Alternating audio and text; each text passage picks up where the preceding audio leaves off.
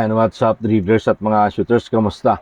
Kamusta po kayo? Binigo ng Barangay Ginebra San Miguel ang debut game ni Jordan Heading sa Talk and Text Tropang 5G. At hindi handa ang TNT at isang linggo namang nagplano ang Barangay Ginebra San Miguel. Sabi nga po yan ni Coach Tim Cone. Tara, sama-sama po nating pag-usapan, talakayin yan sa video ito. Matapos po akong maglambing sa inyo ng isang like, share, comment down below, and don't forget to subscribe and hit that notification bell button para lagi po tayong updated sa ating pong mga video at lahat po ng ating shoutout. Nasa dulong bahagi lang po ng video ito. Hindi nakapurma ang bagong kupunan ni Jordan Headings na Talk and Text Tropang 5G sa kanyang debut game matapos silang tampakan ng gigil na Barangay Ginebra San Miguel dahil sa kabuuan ng laro hindi nila ito pinatikim ng lamang na nauwi nga po sa panalo ng Gin Kings 97-78 sa pagpapatuloy ng 49th season ng PBA All-Filipino Cup.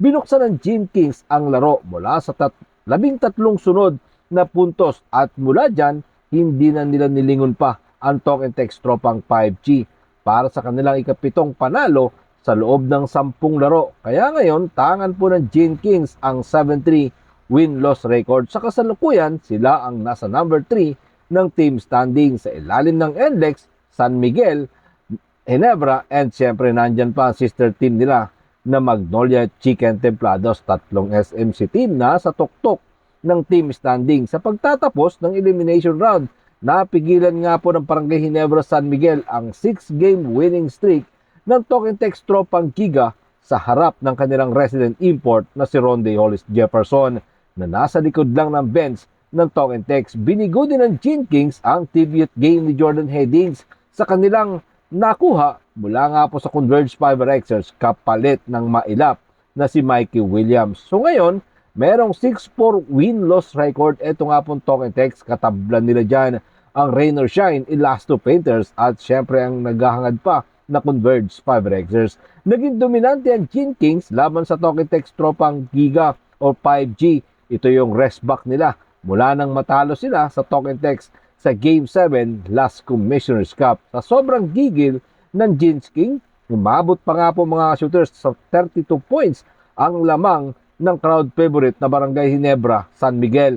Pinasok ni Coach Cho Reyes si Jordan Headings sa unang bahagi ng bakbakan. Meron pang 6 na minuto at 45 segundo ang natitira, pero pag iyang kakataong yan, mga shooters, lamang na talaga etong Barangay Ginebra San Miguel. Kaya naman, sinabi nga po ni Coach Tim Cone na hindi dapat gawing big deal ang kanilang winning margin sa Talk and Text kasi isang araw pa lang sila naghanda bago ang kanilang nasabing bakbakan at hindi nga daw po handa ang Talk and Text sa kanilang intense. Narito po si Coach Tim Cone sa ulat ni Robenterado ng Spin.ph. Ito ay isang elimination game. Sila ay nagmula sa 6 na sunod na panalong laro. Sa kanilang nilaro ilang araw bago kahapon, hindi ko lang akalain na ganon sila kahanda para sa aming intensity ngayong gabi. Sa nasabing panalo ng Barangay Ginebra San Miguel sa Talk and Text,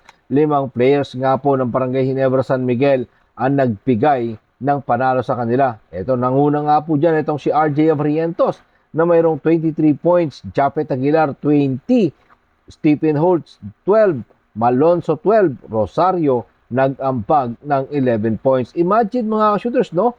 Sa Talk and Text Tropang 5G, 2 lang ang nakakuha ng double-digit performance. Yan nga po ang 18 points ni Calvin Optana at ang 10 points ng kanilang bagong player na si Jordan Headings. Sinabi nga po ni Coach Tim Cone na talagang isang linggo nilang pinaghandaan etong nasabing bakbakan. Narito po si Coach Tim Cone sa ulat pa din po yan ni Robenterado ng Spin.ph. Isang linggo kaming off, buong linggo naming pinlano ang larong ito. Ito ay isang malaking laro in term of standing.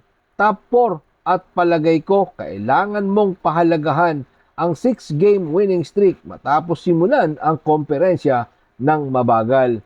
May 3 sunod na pagkatalo ang TNT. Yan nga po ang sinabi ni Coach Tim Cone, mga shooters. No, eto nga bang tropang 5G, makakabawi pa. Mabigat din ang kanilang huling laban dahil ang kanilang magiging bakbakan ay kontra sa Magnolia Chicken Templados. Maraming salamat po sa inyong panonood na naman po ang inyong maging opinion.